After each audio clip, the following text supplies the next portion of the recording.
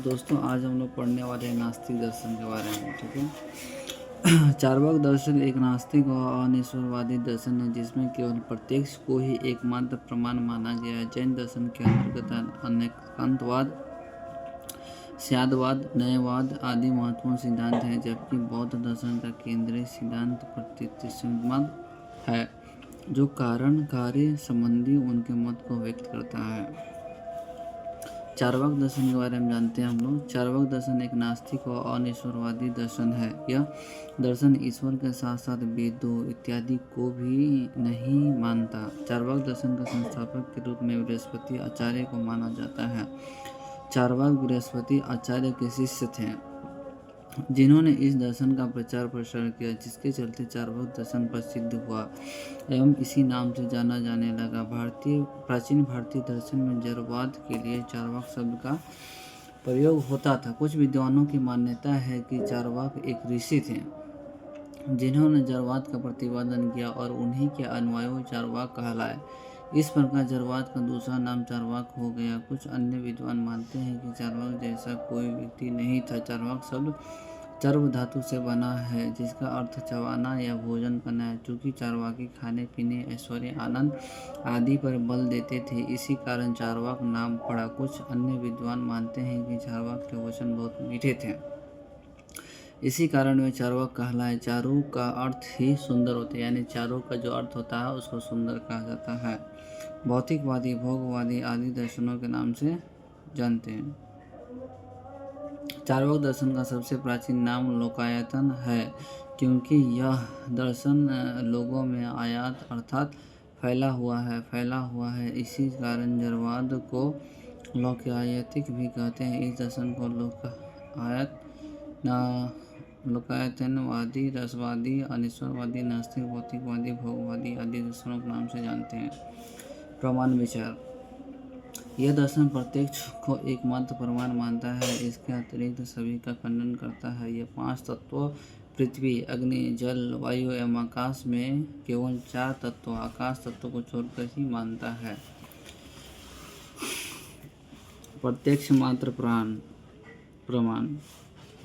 चार्वाक का संपूर्ण दर्शन उसके प्रमाण विचार पर आधारित है। चार्वाक ने यथार्थ ज्ञान के एकमात्र प्रमाण के रूप में प्रत्यक्ष को स्वीकार किया है। चार्वाक की मान्यता है कि एकमात्र प्रत्यक्ष के द्वारा ही हमें अभ्रांत एवं निश्चयात्मक ज्ञान प्राप्त होता है। चार्वाक का यह विचार अन्य दार्शनिक विचारों से भिन्न है, क्योंकि अन्य दार्शनिकों ने प्रत्यक्ष के अतिरिक्त कम से कम अनुमानों को तो अवश्य ही प्रमाण के रूप में स्वीकार किया है।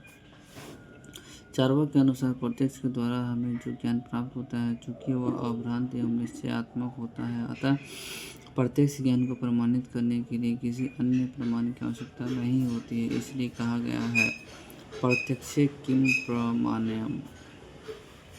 चार्वाक ने प्रत्यक्ष ज्ञान को एकमात्र प्रमाण के रूप में स्वीकार करने के अतिरिक्त अन्य सभी प्रमाणों, उपमान, अनुमान, शब्द प्रमाण आदि का खंडन किया है। चार्वाक का यह खंडन प्रत्यक्ष प्रमाण की महत्ता में वृद्धि करता है।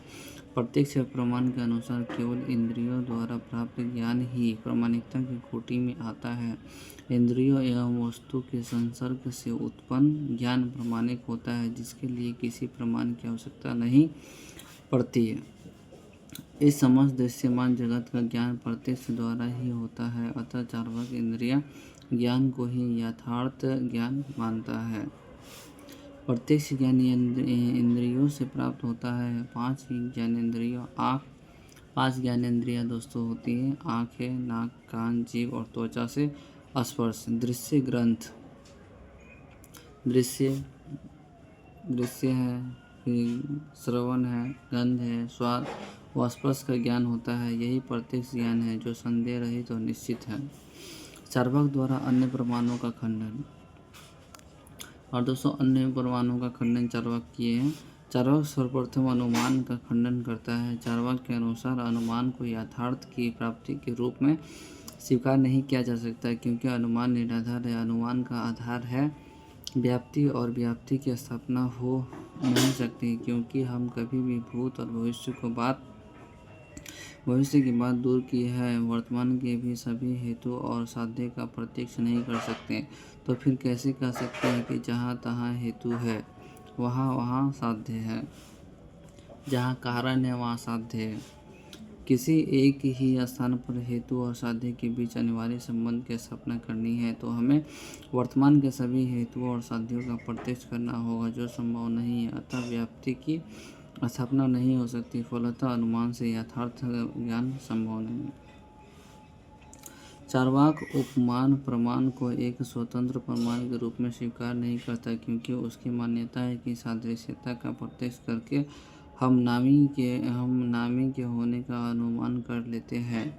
अतः उपमान एक स्वतंत्र प्रमाण नहीं है, इसके मूल में अनुमान है। अतः अनुमान का खंडन करने के साथ ही उपमान का भी खंडन हो जाता है। चार्वाक अनुमान और उपमान का खंडन करने के पश्चात शब्द प्रमाण का खंडन करता है। न्यायिकों ने दो प्रकार के पदों को प्रमाण के रूप में स्वीकार किया था, लौकिक पद एवं वैदिक पद।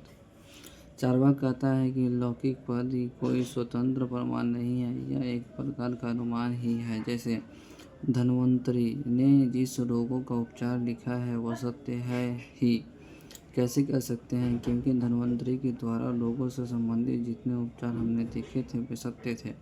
अतः हमने अनुमान